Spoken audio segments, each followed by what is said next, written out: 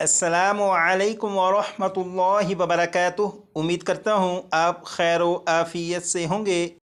आसान और मुख्तसर तजवीदुल कुरान कोर्स की अल्हम्दुलिल्लाह ये क्लास नंबर 4 है और क्लास नंबर 4 में जज़्म के कवाइद को पढ़ेंगे। कुरान पाक में जज़्म 40,000 से ज़्यादा मरतबा है। इसका मतलब ये है कि आज की क्लास के ज़रिए कुरान पाक के 40,000 से ज़्यादा हरूफ को पढ़ना सीखेंगे।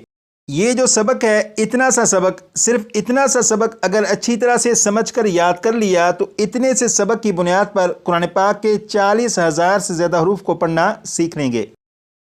तो यहाँ पर देखें लिखा है, इस अलामत को जज़्म कहते हैं। इस अलामत को जज़्म कहते हैं। 6 मरतबा पढ़ेगा।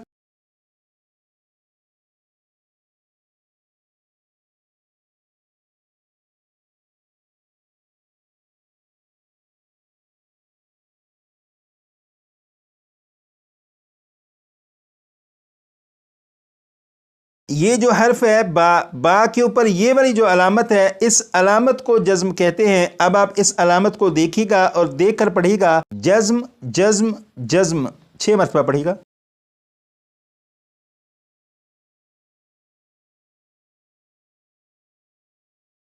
यहाँ पर लिखा है, जज़्म का दूसरा नाम सुकून है। जज़्म का दूसरा नाम सुकून है। जज़्म का दूसरा नाम सुकून है। इसे भी 6 मरतबा पढ़िएगा।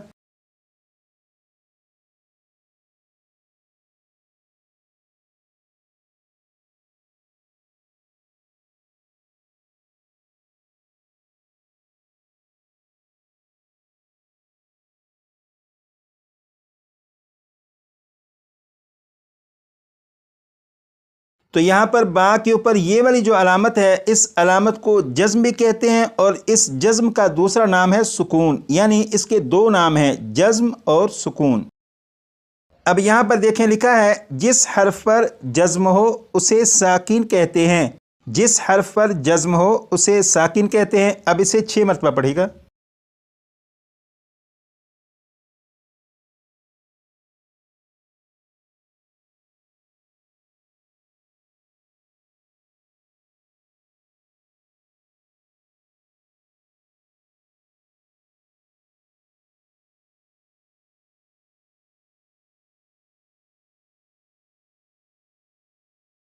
आपने पढ़ा, जिस हर्फ पर जज़्म हो उसे साकिन कहते हैं। इसका मतलब यह है कि ये जो अलामत है जज़्म, ये जज़्म जिस हर्फ के ऊपर भी आ जाए उस हर्फ को साकिन कहेंगे। जैसे ये जज़्म यहाँ पर बा के ऊपर है तो ये जो बा है इस बा को साकिन कहेंगे।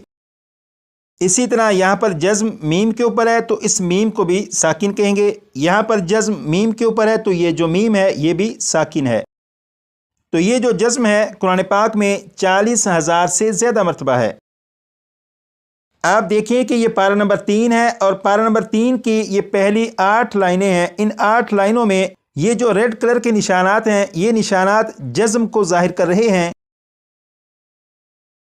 यहाँ पर आप देखें, ये रेड कलर का निशान और इसके नीचे जज़्म मौजूद है। यहाँ पर भी रेड कलर का निशान और इसके नीचे भी जज़्म मौजूद है। यहाँ पर भी जज़्म और यहाँ पर भी जज़्म मौजूद है।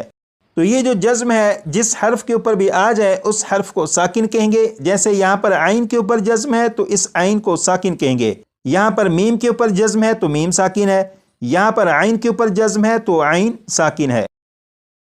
यहाँ पर आपने पढ़ा, जिस हर्फ पर जज़्म हो उसे साकिन कहते हैं। यकीनन इसका मतलब आपको मालूम हो चुका है। अब यहाँ पर देखें लिखा है, साकिन हर्फ अपने से पहले, साकिन हर्फ अपने से पहले। 6 मरतबा पढ़ेगा।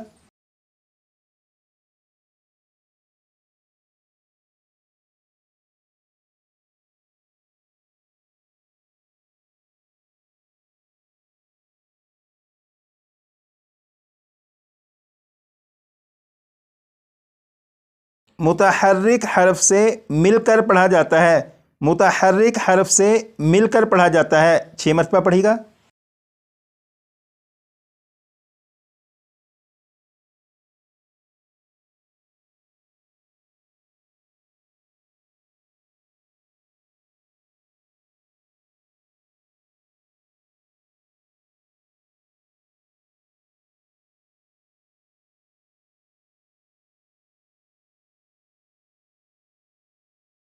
یہاں پر لکھا ہے ساکن حرف اور یہاں پر لکھا ہے متحرک حرف۔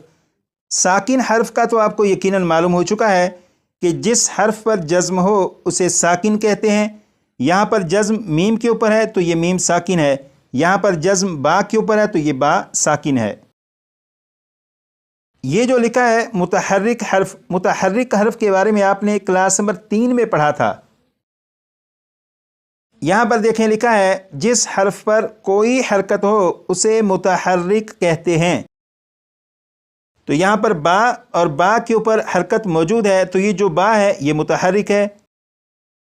اسی طرح یہاں پر با کے نیچے حرکت موجود ہے تو یہ با بھی متحرک، یہاں پر با کے اوپر حرکت یعنی پیش موجود ہے تو اس با کو بھی متحرک کہیں گے۔